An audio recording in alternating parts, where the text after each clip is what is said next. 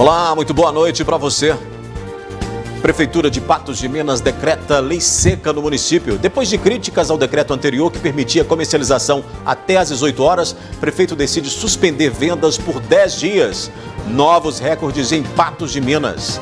Vamos mostrar que confirmações de infectados com coronavírus no município em 24 horas é de quase 260 casos. Casos ativos da Covid ultrapassam 1.200. Hospitais estão lotados. Doentes aguardam do lado de fora para receber atendimento em hospital particular. Vacinação dos idosos de 90 anos começará um dia depois do anunciado e será por sistema de drive-thru em Patos de Minas.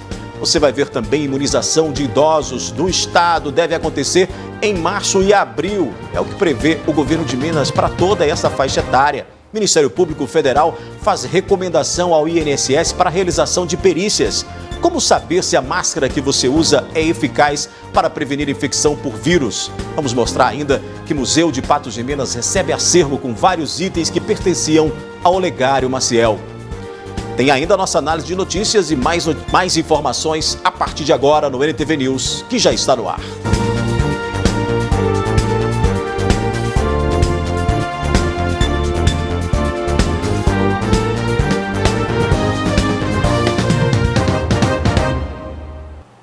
A gente começa essa edição do NTV News falando sobre o Ministério Público Federal que expediu 3 novas recomendações ao INSS. As medidas são para proteger os direitos de segurados beneficiários que residem em municípios do Alto Paranaíba e necessitam realizar perícias médicas presenciais para o recebimento de auxílios e benefícios previdenciários.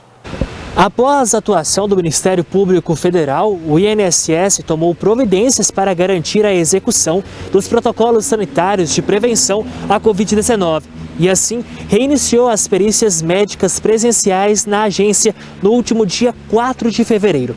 No entanto, conforme orientações prestadas pela gerência executiva do INSS em Uberaba, em outros municípios da região, como São Gotardo e Carmo do Paranaíba, as perícias médicas presenciais ainda não foram retomadas em razão de dificuldades operacionais.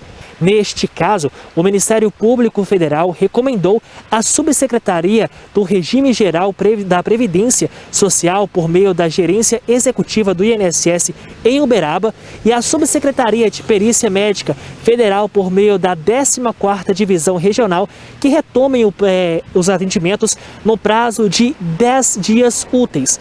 A realização das perícias médicas presenciais nas agências da Previdência Social de Carmo do Paranaíba e São Gotardo, com a adoção, entre outras necessárias providências administrativas de gestão ou ainda de execução, como vistorias técnicas, contratação de profissionais de limpeza e por aí vai.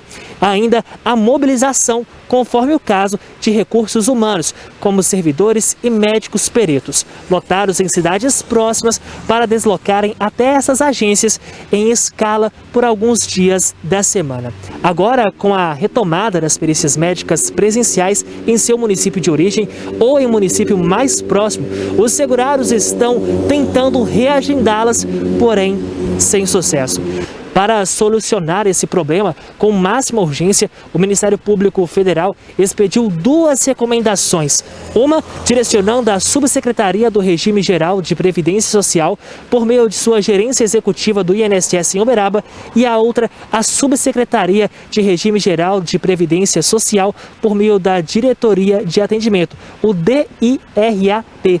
Na primeira, foi recomendada que a gerência executiva autorize e oriente as chefias das agências que atentem, que atendam os municípios de Carmo do Paranaíba, Coromandel, Monte Carmelo, Patos de Minas, Patrocínio e São Gotardo, a receberem o atendimento presencialmente, ainda que com agendamento prévio e, se assim se estenderem, mais adequado para evitar aglomerações às demandas dos segurados que demonstrem dificuldade de acesso ou atendimento pelo canal telefônico 135 para que as perícias anteriormente agendadas para outros municípios sejam remarcadas para a agência mais próxima, que tem então retomado as perícias médicas presenciais. Minas. A DIRAT, por sua vez, foi recomendada a disponibilização de outros canais de atendimento aos segurados beneficiários, além do canal 135. Por exemplo, a implementação da funcionalidade de alteração do local onde podem ser realizadas as perícias aí através do site eletrônico Meu INSS, ou mesmo a autorização do atendimento presencial nas agências com agendamento prévio ou não para a remarcação das perícias anteriormente agendadas. Parece que virou moda em Patos de Minas deixar postes no meio da rua. A reclamação agora vem do bairro Nossa Senhora das Graças. O poste está localizado em uma das avenidas mais movimentadas de Patos de Minas. A Tomás de Aquino, quem chamou a NTV para reclamar do problema, foi o Alessandro, que mora próximo ao local. Desde que começou essa obra aqui, dá de jeito, né? Pede liga na CEMIG, para a CEMIG vir arrumar o poste, tirar ele da rua, pôr em cima do passeio. A CEMIG não vem, já arrebentaram a energia da vizinha, da comerciante aqui do lado. E liga lá, liga, fala, eles não vêm. O fio tá tudo bom, hoje de manhã quase arrebentou o fio dela aqui já hoje de manhã. Um carreto de gás passou aqui, quase arrebentou. Então nós pedimos só a CEMIG para tomar uma providência e arrumar o negócio deles. Segundo o eletricista, o poste que está fincado no asfalto leva risco aos motoristas que passam por aqui. Afinal, a via é bastante movimentada. Vou arrancar o fio, né? Nós tá com medo, é isso. É uma via bem movimentada, se está vendo, então nós só pede a CEMIG para vir tirar o pó dela da rua.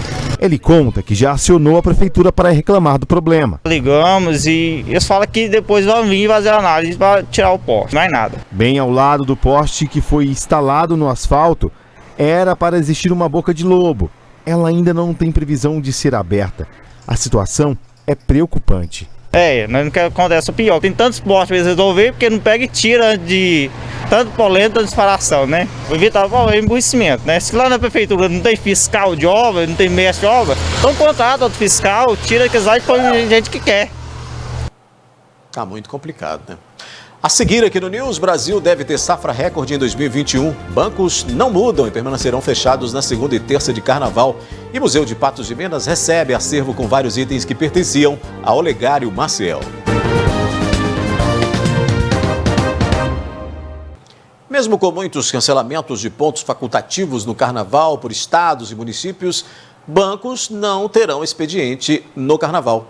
De acordo com a resolução do Banco Central, a Federação Brasileira de Bancos informou que na segunda e terça-feira de carnaval, dias 15 e 16 de fevereiro, não haverá atendimento ao público nas agências. Na quarta-feira de cinzas, o início do expediente será ao meio-dia, com encerramento em horário normal das agências. O Brasil se prepara para novo recorde na produção agrícola em 2021. A safra de cereais, leguminosas e oleaginosas deve ter 3,2% a mais do que a registrada no ano passado, de acordo com dados do IBGE. O Brasil deve produzir esse ano 262 milhões e 200 mil toneladas de grãos, uma marca recorde. A maior alta deve ser puxada pela soja, 130 milhões e 300 mil toneladas, 7,2% mais que a safra de 2020. Destaques também para a produção de milho, com 103 milhões e 700 mil toneladas, de feijão, com incremento de 4,1% e de sorgo, 0,1% mais. Na outra ponta, devem registrar queda nas produções arroz, menos 0,6%, algodão herbáceo, menos 16,5% e trigo, menos 6,5%. Já a área a ser colhida também deve ser 2,1% maior que a de 2020, 66 milhões e 800 mil. O Museu de Patos de Minas recebeu 20 objetos pessoais que pertenciam a Olegário Maciel. O acervo vai ajudar os historiadores a entender um pouco mais dos hábitos e preferências do público. De uma casa onde morava Olegário Maciel, há um museu que reconta histórias de Patos de Minas, no período da República Velha. Um personagem que até hoje é símbolo político no Brasil e no mundo. O Olegário chegou aqui em Patos de Minas ainda menino, né, uma criança de 3 anos de idade com os pais, e ele constituiu aqui toda a sua trajetória de vida pessoal e política também. Transformou-se num dos maiores expoentes da política nacional, da política brasileira, na primeira metade do século XX, quando se tornou governador de Minas Gerais, ou presidente da província de Minas Gerais, né? E morreu, inclusive, nessa condição, como chefe de Estado de Minas Gerais em 1933. Olegário Maciel acabou falecendo 3 anos após a Revolução de 30 e deixou vários objetos que até hoje são estudados por historiadores. 5 desses objetos estão aqui na mesa. É uma doação com 20 itens, o maior acervo já doado para o Museu de Patos de Minas, que foi disponibilizado por um membro da família. Nós já tínhamos conhecimento da existência desse acervo e há muito o órgão vinha tentando reavê-lo para a instituição. E felizmente, né, o senhor Gaspar, um dos descendentes de Olegário Maciel, por intermédio da senhora Maria Antônia, que é afilhada da mãe do senhor Gaspar, da senhora Nísia, acabou resolvendo fazer a doação dos objetos para a instituição, de modo que eles possam ficar acessíveis a toda a comunidade. Até hoje, a história do político e engenheiro civil, que é natural de Bom Despacho em Minas Gerais, é estudada por historiadores. Os objetos são um achado e tanto para a história. São objetos de uso pessoal, objetos de uso alegórico até, né? A gente tem lá um rosário e um terço, que são 2 objetos de quarto, né? Muito particular, da afetividade religiosa dele, digamos assim. Uma bússola, tem uma bengala também, que era um presente muito dado a chefes de Estado, né? Inclusive desse lote que chegou para nós, temos 2 bengalas do Olegário. Aqui uma medalha, honraria recebida como chefe de Estado por autoridades internacionais e também uma espada, um símbolo de poder da Guarda Nacional. O restante dos objetos doados vão ser colocados em uma exposição que ainda não tem data definida para acontecer. Mesmo durante a pandemia, a visitação está permitida no Museu Municipal, porém, seguindo todos os protocolos sanitários. Entre esses protocolos, uso obrigatório de máscaras em todos os ambientes do museu, verificação de temperatura, higienização das mãos com álcool 70. Em virtude da pandemia, as visitações em grupo estão suspensas. Porém, as visitações individuais, presenciais, elas podem ocorrer, o horário está um pouco mais reduzido. O horário de funcionamento é das 7 às 19 horas. Dentro do museu, os visitantes também devem respeitar as regras internas que conservam o material resgatado. Existem alguns espaços específicos que tem que se evitar esse contato direto, tanto para preservar os itens que estão expostos, quanto para evitar a disseminação do coronavírus. Além de ser estudado por historiadores, os objetos também podem matar a curiosidade de muitos moradores da Terra do Milho sobre a origem de Patos de Minas. Se a gente lembrar que ele chegou aqui em meados do século XIX. A seguir, o uso de máscaras bem ajustadas é mais eficiente na proteção, concluem pesquisadores. E vamos mostrar também se a máscara que você escolheu oferece alguma segurança contra o coronavírus.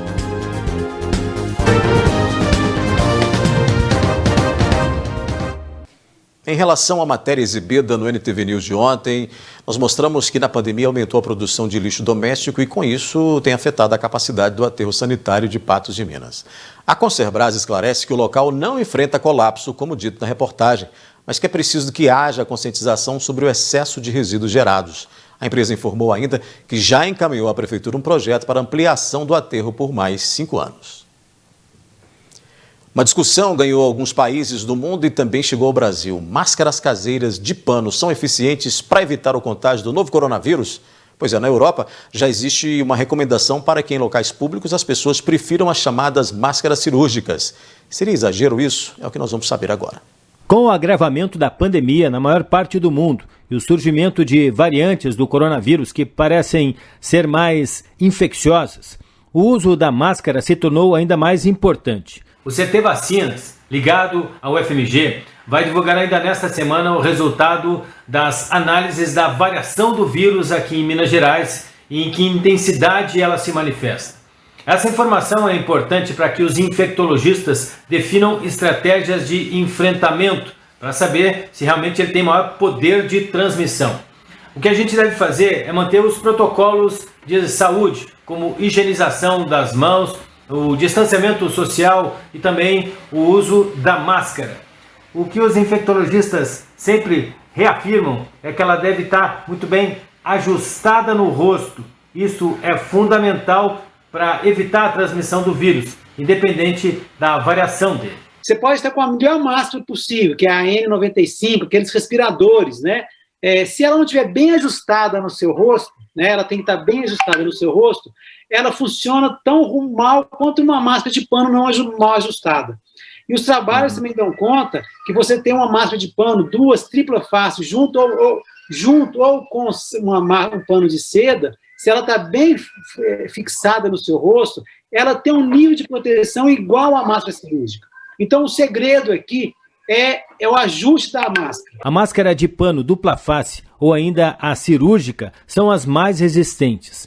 É possível constatar isso neste teste. É simples. Ao colocar a máscara, acenda uma vela e em frente à máscara assopre o fogo da vela. Caso consiga apagá-la ou mesmo balançar o fogo, a máscara não irá te proteger devidamente.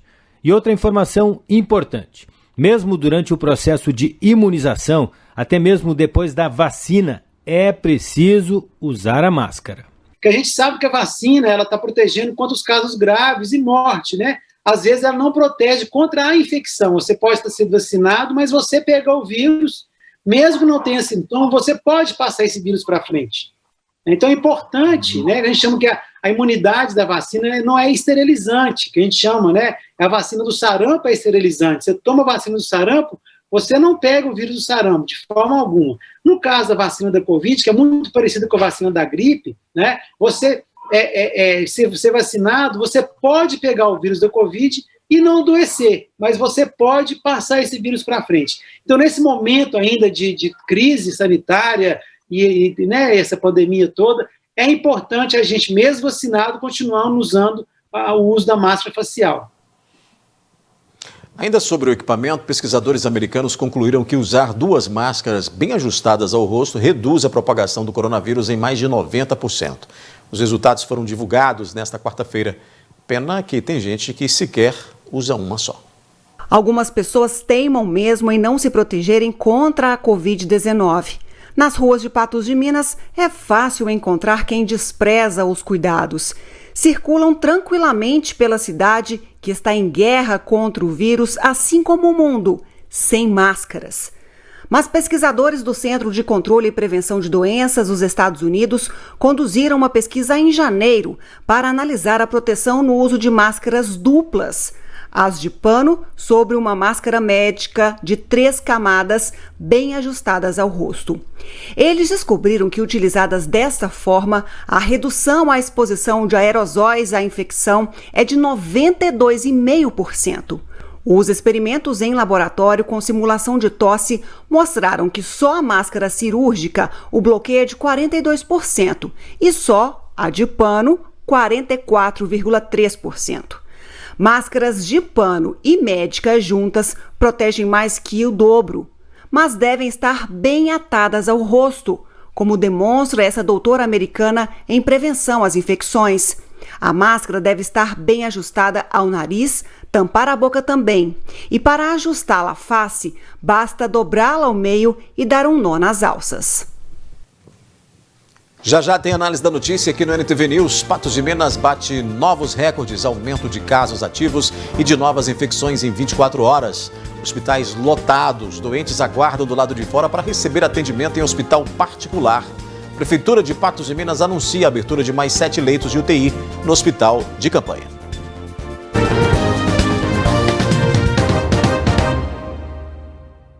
É hora da nossa análise da notícia. Comigo aqui na bancada, Gui Boaventura, para a gente poder falar de diversos assuntos. Olá, Gui, boa noite. Boa noite, Odair. Boa noite ao nosso telespectador. Gui, a gente começa falando, porque no NTV News desta quarta-feira, de ontem, nós mostramos a má utilização ou mesmo a conservação de alguns imóveis públicos que pertencem ao Estado e são aqui em Patos de Minas, né? Esses imóveis estão aqui em Patos de Minas. Nesta quinta-feira, inclusive a gente tem a imagem já aparecendo na tela, nesta quinta-feira a assessoria do governo de Minas disse em nota que o imóvel localizado na rua Joaquim das Chagas, no bairro Lagoa Grande, onde funcionava o Corpo de Bombeiros, foi desocupado no final de 2020. A Secretaria de Estado de Planejamento e Gestão, por meio das políticas de destinação dos bens públicos, está em planejamento para a nova destinação do bem ainda no primeiro semestre de 2021. De acordo com a nota, além de tomar todas as medidas necessárias para evitar a invasão e depredação do patrimônio com apoio da Polícia Militar.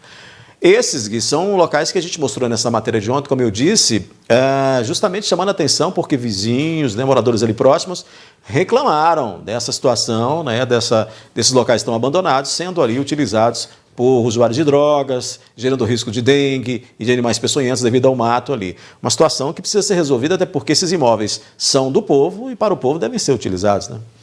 Olha, isso é uma cultura no Brasil. Isso não é privilégio de Patos de Minas ser desse jeito ou do estado de Minas Gerais. Porém, isso não quer dizer que a gente não deve falar e não deve insistir para a solução desse problema.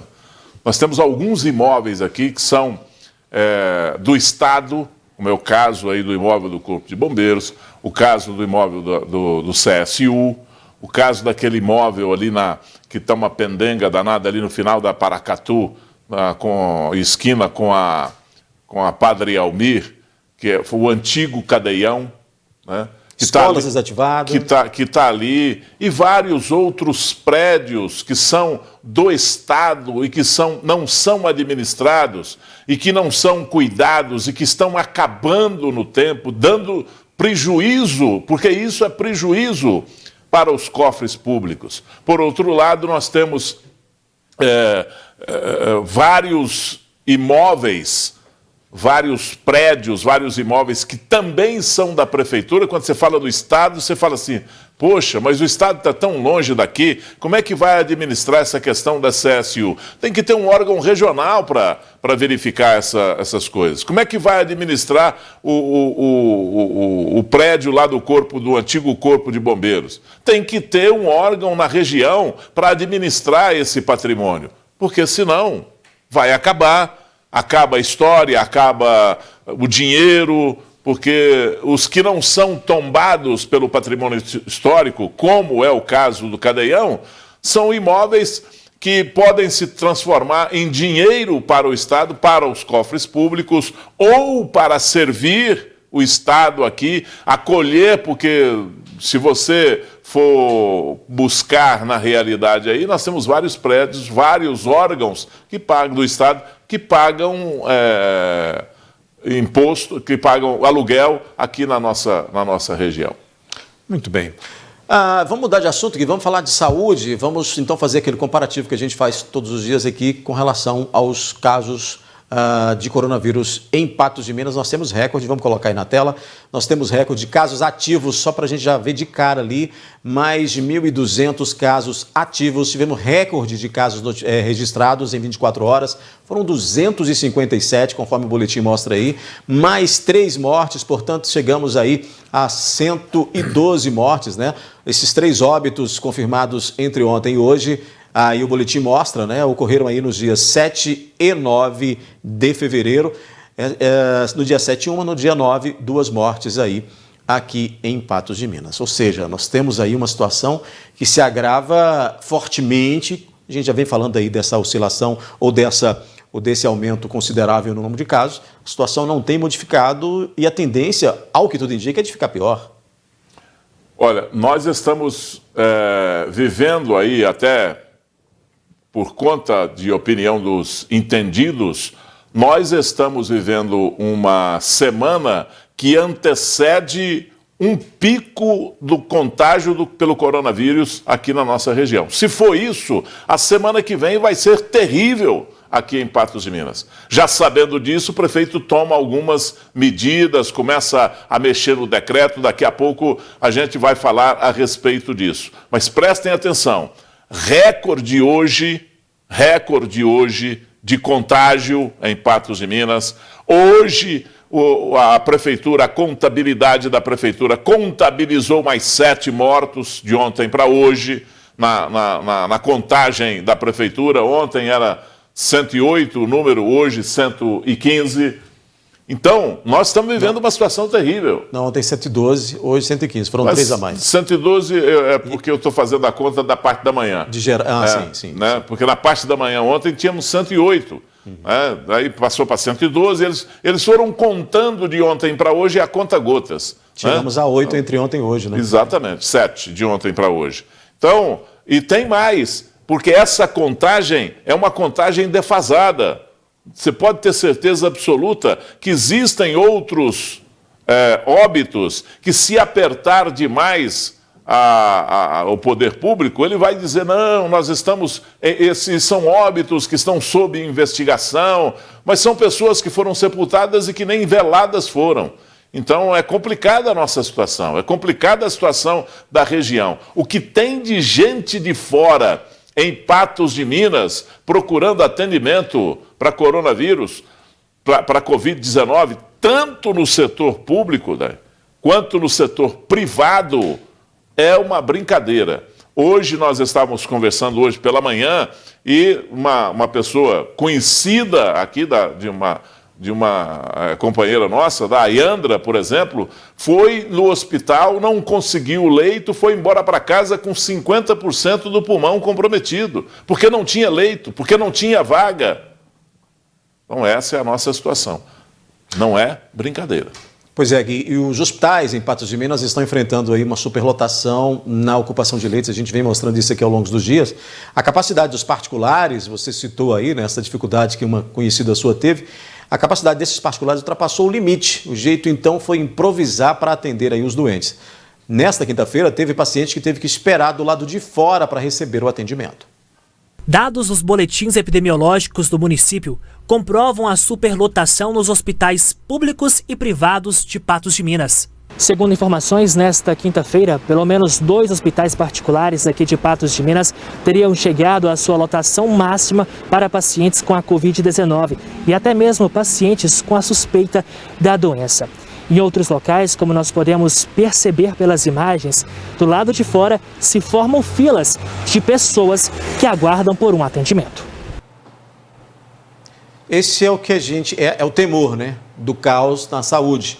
Não só pública, como aí a gente viu na saúde particular, na privada, né, Gui? Sim, o problema não é nem tanto a maioria dos contaminados, né? Porque a maioria dos contaminados não agravam tanto a doença. O problema é quem agrava a doença e não tem atendimento. Porque um dos grandes remédios, né, um dos grandes suportes para manter um paciente vivo com Covid-19, né, e numa forma grave, é o oxigênio. E para tomar o oxigênio tem que ter uma estrutura em volta dele. Não é assim de qualquer maneira. Então é complicada essa situação. A situação está complicada, o setor privado saturado como está, né, agrava mais ainda a situação, porque nem pagando você consegue um atendimento, de certa forma. Existem hospitais aí que estão atendendo, estão fazendo, redobrando o seu esforço para atender as pessoas, agilizando o máximo que pode. Nós sabemos da boa vontade do setor privado nessa situação, mas isso é matemático, né? É físico, é espaço e tempo, não tem jeito. Gui, e aí a gente tem, justamente para corroborar essa sua fala, a gente tem os dados que a gente faz o comparativo entre ontem e hoje, mostrando esse reflexo, mostrando isso aí que a gente acabou de comentar, porque afinal de contas nós temos esse comparativo, e você sempre lembra que o azulzinho ali ele é o mais importante de todos, mas aí se você olhar de uma maneira geral, você vai ver que a diferença de ontem para hoje deu uma alteração em todos os quadros. Sim, a única alteração que não teve de ontem para hoje foi na ocupação de leitos de UTI, mas ela oscilou muito porque não é esse número que nós temos hoje no meio da tarde, que nós tivemos no meio da tarde. Mas nós temos aí um pulo de ocupação em leitos clínicos de 204% para quase 230%. Né? É muito. 230%, gente. Sabe, nós não estamos falando aqui de uma ocupação de presídio, por exemplo, que lá amontoa, fica um na cabeça do outro. Não é assim, nós estamos falando de doente, nós estamos falando de gente que corre o risco de perder a vida, nós falamos de gente com sofrimento e não tem espaço para ser tratado, não tem espaço para ser atendido pelo médico. É uma situação que não dá para sustentar. Até porque essa é uma estrutura frágil, né, Gui? A quantidade de leitos, ela é frágil. Frágil. No meio a uma pandemia como essa, qualquer alteração provoca isso. Provoca isso aí. É o que a gente falou aqui, a estrutura é pequena. Você vai medir, por exemplo, no hospital regional, tem 10 leitos de UTI no hospital regional destinados para a Covid-19. E não pode misturar, você não pode, porque existem outras comorbidades, outras doenças que estão aí sendo atendidas pelos hospitais. Essas doenças também não podem deixar de ser atendidas. São pessoas que para ser atendido, está na fila para ser atendido, está no hospital, está no corredor para ser atendido por causa de uma fratura, por causa de um acidente, e está no corredor. Esse pessoal não pode ser misturado com a Covid-19, com o atendimento à Covid-19. Então a estrutura que tem é essa que está colocada aí. Se não aumentar, tem aí a conversa de mais 7 leitos que serão abertos lá no hospital de campanha. Tem essa conversa que amanhã a gente vai ver para que rumo ela toma em relação ao Hospital São Lucas, e você vai falar disso aí. Vamos sim. Porque sem alternativa, e isso a gente apurou agora no final da tarde, pois é claro, continua o impasse aí, como você falou, do Hospital São Lucas, para ativação daqueles leitos, né? E o governo de Minas Gerais não sinalizou ainda para a abertura de mais leitos no Hospital Regional Antônio Dias. O prefeito de Patos de Minas, ele se viu obrigado a abrir mais leitos no hospital de campanha. A gente tem a fala dele aí. São 7 novos leitos, chegando ao total de 20 leitos, aumentando também mais 10 leitos intermediários de internação, além dos 16 leitos clínicos que nós já temos à disposição. Com essas medidas, nós esperamos aliviar a demanda da nossa região. A ativação desses leitos deve acontecer na semana que vem, segundo informou a assessoria do município. Medida para ontem, né? Eu não estou colocando aqui em dúvida de maneira nenhuma a palavra fala do prefeito. Só que nós não temos estrutura de pessoal para abrir imediatamente pronta, estrutura pronta de pessoal, gente contratada, médico, a equipe intensivista para receber esses leitos e para ocupar esses leitos com novos doentes e eles serem atendidos. Portanto, daqui até a semana que vem, para cumprir a promessa, o prefeito tem que fazer das tripas do coração para contratar esse pessoal aí, inclusive com gente que ele poderia contar aí, mas teve que dispensar ou dispensou por fim de contrato no dia 31 de janeiro, mas esse pessoal precisa ser contratado, senão não tem leito de UTI, não, porque ele não funciona sozinho. Hoje foi feito um chamamento emergencial, inclusive o encerramento era agora às 18 horas, justamente para atender esses novos leitos. Foi feito um chamamento emergencial ali com diversas vagas, médicos também. Tomara que tenha preenchido, porque a dificuldade não é chamar, a dificuldade é ser atendido, é encontrar esse profissional disponível aí, porque os hospitais particulares também, todos contrataram, todos lançaram mão de novos profissionais nessa área para atender a demanda do próprio hospital. Então, há uma concorrência aí, o Serviço Público de Saúde, na morosidade com a burocracia que tem para se contratar um funcionário, um profissional a essa altura do campeonato, porque não pode quebrar a burocracia, não pode quebrar a regra, né, em determinados momentos pode, com calamidade pública, etc. Mas não é o nosso caso aqui em Patos de Minas. Gui, vamos fazer uma parada rápida aqui na análise. Ainda hoje a gente vai falar da vacinação dos idosos de 90 anos, que começará um dia depois do anunciado e será por sistema de drive-thru aqui em Patos de Minas. Vamos falar também da imunização de todos os idosos no estado, que pode acontecer entre março e abril.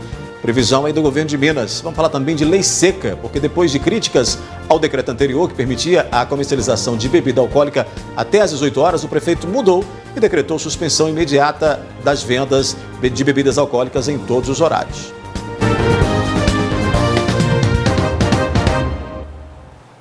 A gente volta com a análise da notícia e como a gente citou aqui no bloco anterior, depois de críticas e antes, né, mesmo de começar a valer o decreto que permitia a venda de bebida alcoólica até às 18 horas, o prefeito de Patos de Minas, Luiz Eduardo Falcão, ele mudou de ideia e então decretou lei seca no município. A medida tem efeito imediato a partir de agora e pelos próximos 10 dias. Gui, a gente chegou a falar aqui dessa situação de que não cumpriria a sua eficácia, sendo só no período noturno dessa venda de bebidas, porque durante o dia as pessoas iam lá e quem queria realmente beber se abastecia, né? Abastecia e comprava essa bebida. Você acha que houve uma estratégia da prefeitura de lançar esse decreto hoje, ali nos 45 minutos do segundo tempo, para evitar que as pessoas fizessem estoque de bebidas, ou isso é por força da situação do agravamento dessa quantidade de casos? Acho que é desespero. O prefeito toma mais essa medida, é uma medida que sabe-se lá qual é o efeito que ela vai provocar, sabe-se lá o que isso vai adiantar. Eu tenho cá as minhas dúvidas se isso vai resolver realmente. O que eu imagino, o meu raciocínio é pela liderança. É fazer campanha, é mostrar a situação real que nós estamos vivendo em Patos de Minas, é mostrar que nós tivemos hoje mais de 250 pessoas contaminadas em Patos de Minas, foi um recorde. E é contar isso para as pessoas e motivar as pessoas a fazerem um lockdown por conta própria, né? Não se aglomerarem, usar máscara, tomar todos esses procedimentos. E acho que essa é uma atitude de desespero do prefeito, porque está com um problema muito grande no colo, está com um problema assim, maior do que a capacidade que nós temos para ver isso ser resolvido.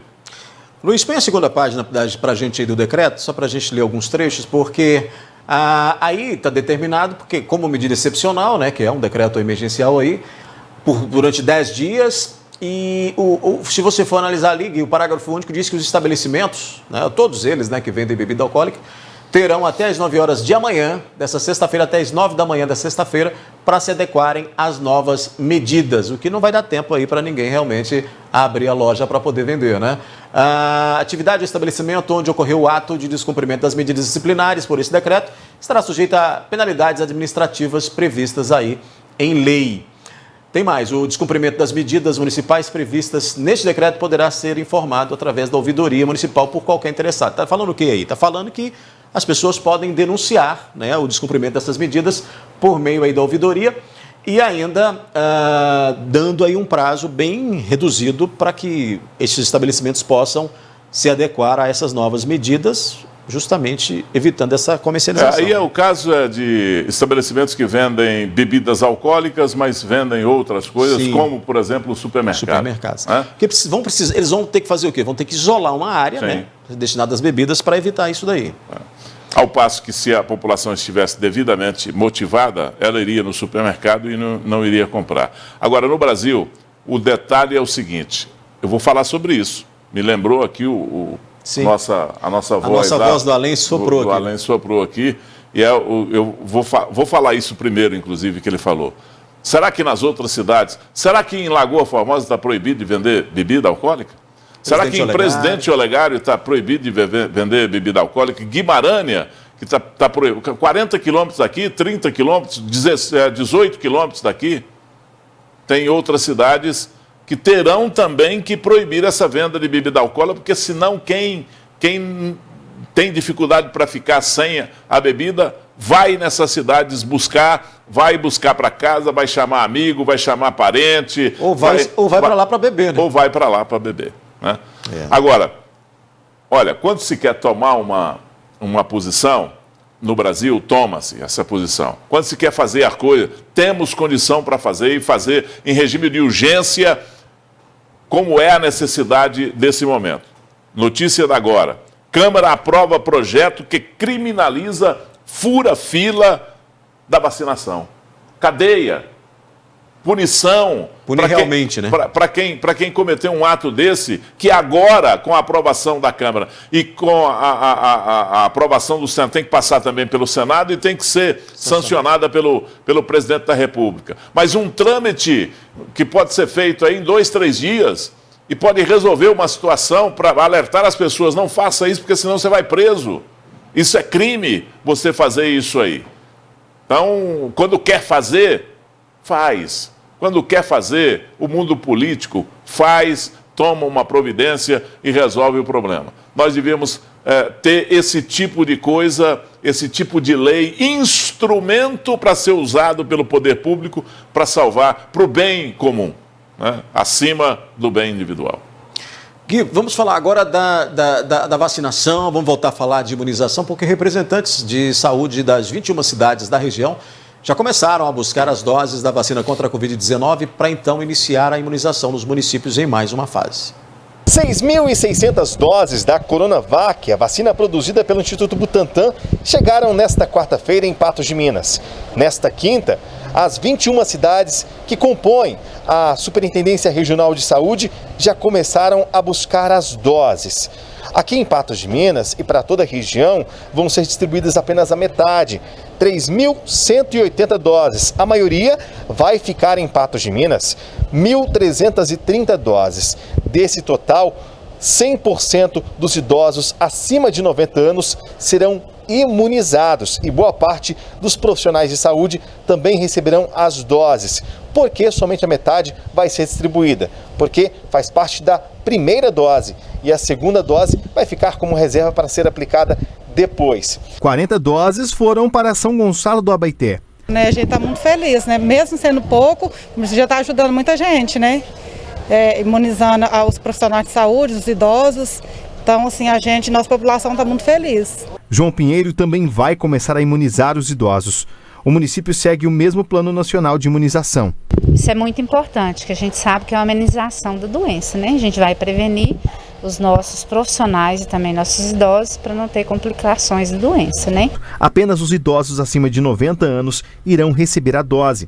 O critério será a idade. Porém, o candidato a receber a imunização deve estar cadastrado no sistema desenvolvido pela Prefeitura de Patos de Minas. Atualmente já são mais de 9 mil cadastros para a vacinação do Covid, 90% deles são de idosos. No momento como esse, né, exclui a necessidade de se deslocar até a Prefeitura para fazer um tipo de solicitação que hoje é online. O cadastro é simples e rápido, explica esse especialista. O munícipe pode acessar a prova digital através do endereço patosdeminas.prefeituras.net.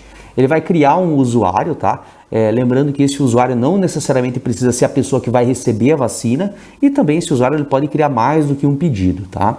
Então a gente pode sugerir aqui que seja um familiar, uma pessoa próxima para ajudar o idoso. Ele vai criar o login. Dentro da plataforma, quando ele acessar, ele vai ter acesso a um botão chamado Novo, Processo Digital. Ele vai acessar a carta de serviços da Prefeitura e o primeiro serviço ofertado é o cadastramento da vacina. Então tem o modo de idoso e o modo de profissional da saúde. Após entrar um desses pedidos, ele vai preencher um formulário seguindo a orientação que está ao lado e ao concluir, a Prefeitura recebe imediatamente esse cadastramento e ele já entra para uma triagem, né, para depois receber o retorno do processo com o agendamento da vacina. Gui, você citou aí a aprovação da Câmara para criminalizar quem fura fila. Esse sistema, esse tipo de sistema, ele ajuda a monitorar, né, essa situação e justamente qualificar cada etapa de vacinação para justamente quem for receber essa imunização estar ali no tempo certo, no período correto e não ter o tal do fura-fila. É verdade. Com a fiscalização, para você ter uma ideia, com a fiscalização que nós estamos tendo e que nós tivemos hoje, inclusive no estado de São Paulo, a informação que nós temos é que sobrou vacina para essa etapa acima dos 85 anos, por exemplo, lá em São Paulo. Olha só, né? Uma contagem a mais de vacina. Então vai sobrar vacina para entrar em outras faixas etárias para continuar essa vacinação no estado. Precisa de fiscalização, precisa de ter atenção. E a gente precisa de tomar vergonha, né? Não praticar esse tipo de crime, porque isso é vergonhoso. Não tem outra palavra para falar a respeito disso, para uma pessoa que fura uma fila. Hoje eu mostrei no meu programa uma enfermeira em Goiânia que ela aplica num drive-thru, ela aplica a injeção no braço de uma senhora, não empurra o êmbolo, a dose fica na seringa, ela retira a dose. A sorte é que a filha dessa senhora estava filmando e chamou a atenção da enfermeira. A enfermeira voltou e foi lá e aplicou a vacina no braço da senhora. Olha só que absurdo. Essa enfermeira estava furtando uma dose de vacina de uma senhora que poderia, pela mentira, que hoje é chamada de fake informação. Olha lá, ela lá. Essa imagem aí, ó. Olha para você ver, ela não empurra o êmbolo da seringa. Só perfura, né? Só perfura. Só coloca a agulha no braço da senhora. Sorte é que a filha estava filmando com o celular para registrar aquele momento importante para a mãe. E agora, no final da tarde, nós tivemos a informação de que a enfermeira foi demitida pela Prefeitura de Goiânia. Tem que criminalizar realmente, porque senão vira uma bagunça. E é uma coisa, isso é um crime. É uma coisa tão básica, né? Que é respeitar a vez de cada um. Claro. Essa falha de caráter. Respeitar, acima de tudo, respeitar a vida, Odair. Porque uma coisa dessa aí pode levar uma senhora dessa aí a achar que está imunizada, não está imunizada, pegar o coronavírus e morrer. Quer dizer, por negligência de uma pessoa, se transformou num ato criminoso, porque matou uma pessoa. Essa falha de caráter começa lá na fila da loteria, quando você chega e entra na frente de alguém. Sim. O sentido, o desrespeito é o mesmo, só que fica mais agravado, como o Gui falou aí, que você pode matar alguém tomando a frente dele na imunização. Ainda sobre isso, Gui, com um dia de atraso do anúncio anterior, agora será sábado e não mais na sexta o início da vacinação dos idosos com mais de 90 anos e será por sistema de drive-thru em Patos de Minas, de acordo com o prefeito municipal. Todos os idosos acima de 90 anos que fizeram o seu cadastro até a data de hoje, 11 de fevereiro, poderão ser vacinados por meio de drive-thru nesse sábado, de 8 da manhã até meio-dia, lá no CEAI, antiga Viva a Vida. Pois é, Gui, aí a gente já tinha visto semelhante na época da vacina contra a gripe, né, no ano passado, com esse sistema de drive-thru, o pessoal chega de carro e se vacina. Mas nós temos muitos idosos que não têm carro. Temos muitos idosos que não têm como ir nesse sistema de drive-thru. Ou seja, essa metodologia, né, toda essa questão precisa ser avaliada não somente para o drive-thru ali com a pessoa de carro, mas também com aquele cidadão que precisa se deslocar até lá para também se vacinar nesse período, nessa fase da campanha. Mas está no protocolo de vacinação ou com a pessoa que não pode sair de casa, ou que não tem condição de sair de casa, e está na faixa etária, principalmente esses mais velhos, acima de 90 anos, têm que ser atendidos em casa. Isso está acontecendo nos grandes centros do país. São Paulo está fazendo isso, com várias equipes indo nas casas de pessoas que foram cadastradas e que não têm condição de sair de casa. Até mesmo um idoso que tem problema de mobilidade, né? Tem problema para caminhar, para andar, se for tem que ser carregado, tem que ter um veículo especial para levar, é melhor, é mais fácil a equipe de vacinação ir na casa e vacinar a pessoa. Isso tem que ter. Pois é, o governo de Minas espera começar a vacinar os idosos acima de 60 anos, aí já é outra fase, entre março e abril, segundo informou nesta quinta-feira o secretário de Estado de Saúde. E só depois disso o governo do estado entende que haverá redução maior na transmissão do vírus. Idosos acima de 90 anos, eles têm um risco de evolução ruim até acima de 35%. Então, nesse momento que nós começamos, se a chegada de vacinas se mantiver conforme ela está sendo, eu acho que é importante nós lembrarmos, hoje é o dia 11 de fevereiro, a primeira dose de vacina que chegou em Minas foi no dia 19 de janeiro, então nós estamos fazendo 21 dias, mais ou menos, 22, né, porque janeiro é 31, ou seja, realmente nós estamos no começo de uma campanha de vacinação que será para o ano inteiro. O que nós esperamos que do ponto de vista de ocupação de terapia intensiva, que para nós é fundamental, é inclusive marcador do Minas Consciente, à medida que nós tivermos todos esses grupos prioritários, acima de 60 anos vacinados, já com a segunda dose, nós podemos ter sim uma redução da taxa de ocupação. Falar sobre redução significativa de transmissão, de número de casos, isso provavelmente nós vamos precisar ter um grupo maior já vacinado. Se tudo correr bem, conforme nós estamos pensando, provavelmente em março, para abril, nós já teremos dose para esses grupos todos, acima de 60 anos, já com a revacinação dos mais idosos. O que o governo quer dizer com isso é que nós temos um período de vacinação, depois pós-vacinação para esse primeiro grupo, e que lá para abril a gente deve ter aí uma melhora nessa ocupação de leitos clínicos e de UTIs no estado. Mas aí é justamente aquilo que a gente falava, né, há poucos dias, é justamente aquilo que a gente espera também, que é esse processo de ter mais pessoas imunizadas caminhando, só que a conta gotas, né, porque as vacinas têm chegado pouco a pouco. Mas é justamente esse processo, né, Gui, que a gente aguarda e anseia de que as pessoas comecem a ser imunizadas em maior escala para que a gente possa barrar um momento de pandemia tão crítico como esse que a gente está vivendo agora. Eu não acredito. O que eu acredito é que, com a velocidade que nós estamos vacinando no Brasil, essa vacina vai fazer efeito depois no segundo semestre. No meio do segundo semestre para frente. Porque tem que ter a vacina, tem que ter a primeira dose. Aí espera-se um prazo, tem que ter a segunda dose. E depois dessa segunda dose, tem que esperar um prazo ainda para que seja completada pela vacina o efeito para a imunização. E aí estamos lentamente, uma etapa atrás da outra, e não vamos conseguir isso com a vacina tão cedo. O que nós temos que conseguir é baixar esses níveis que estão aí com o nosso procedimento, com o nosso modus vivendi. Nós temos que viver e entender que temos que viver de uma maneira diferente. Nós temos que entender que nós precisamos não aglomerar, nós precisamos entender que não podemos fazer festa, que temos que usar máscara, álcool gel, todos os procedimentos que estão colocados aí, que todo mundo está cansado de saber quais são esses procedimentos aí. Senão, não vamos conseguir tão cedo isso aí que o secretário falou.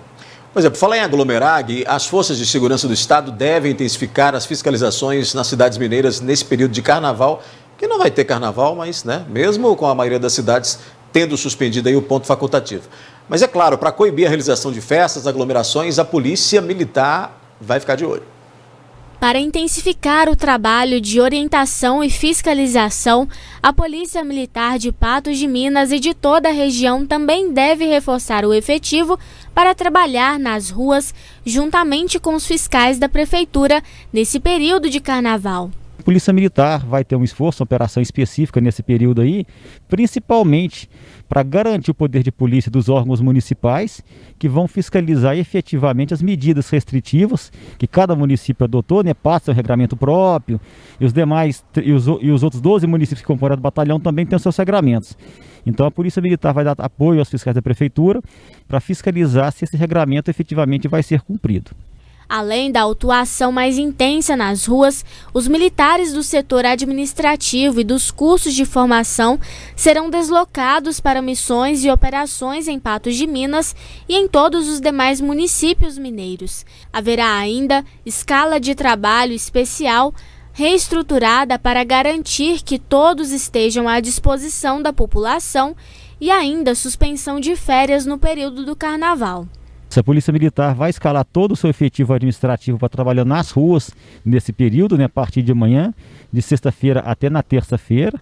Nós não temos ninguém de férias, então todo efetivo disponível vai estar voltado para esse esforço. Então a gente tem escalas especiais para realmente garantir que a gente não tenha nenhum problema, aglomeração, nesse período que seria o carnaval, e na verdade não teremos evento, né? Temos uma preocupação com eventuais festas clandestinas, estamos monitorando aí as redes sociais para ver se detecta algum evento, né? E esperamos que não tenhamos que atuar nesse tipo de evento, né? Mas caso se detectado algum evento clandestino aí, a Polícia Militar vai se fazer presente e vai tomar as devidas providências. Reforçando que mesmo com a atuação da Polícia Militar, o trabalho da população em fazer denúncias também é relevante para garantir o sucesso desse tipo de operação. Exatamente. Nós temos aí o 190, que é no tradicional da Polícia Militar, funciona 24 horas por dia, basta ligar no 190, apresentar a denúncia para a gente fazer a conferência. Se a pessoa quiser fazer a denúncia anônima, também pode. Temos o 181, que é o Disque Denúncia do estado de Minas Gerais, onde a denúncia é totalmente anônima, também está apta a receber as denúncias. Essa operação, né, em todo o estado, que o carnaval, não, propriamente dito, não vai ter em nenhum lugar, né? Não vai ter festejo em nenhuma prefeitura programado e tal.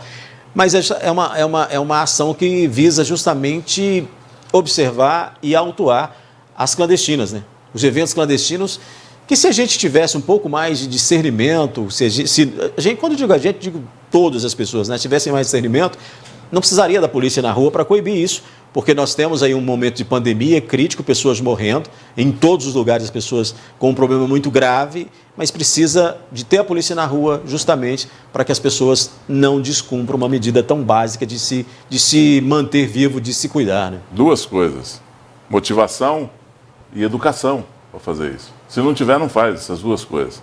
Agora, destacando aí o trabalho da Polícia Militar. Sabe, o governo tem na mão um braço extremamente eficiente e necessário para ser usado neste momento contra a pandemia. A Polícia Militar, fiscalizar a aglomeração, dá poder a ela, dá função a ela, coloca na rua. A Polícia Militar é capaz disso. E é o trabalho da Polícia Militar, bem orientado lá de cima pelo governador, com toda a condição de trabalho que, se necessário for, a Polícia Militar vai ajudar em muito no combate a essa pandemia. Muito bem. Com essa a gente encerra por aqui. Amanhã você está de folga, mas segunda você volta, né? Amanhã de volta. Muito bem. O NTV News Apesar da pandemia. Apesar da pandemia. Bom, a gente vem de máscara, né? Pelo menos até claro. Ali, aqui a gente se cuida bem. O NTV News fica por aqui, mas volta amanhã em nova edição. Boa noite para você. Boa noite.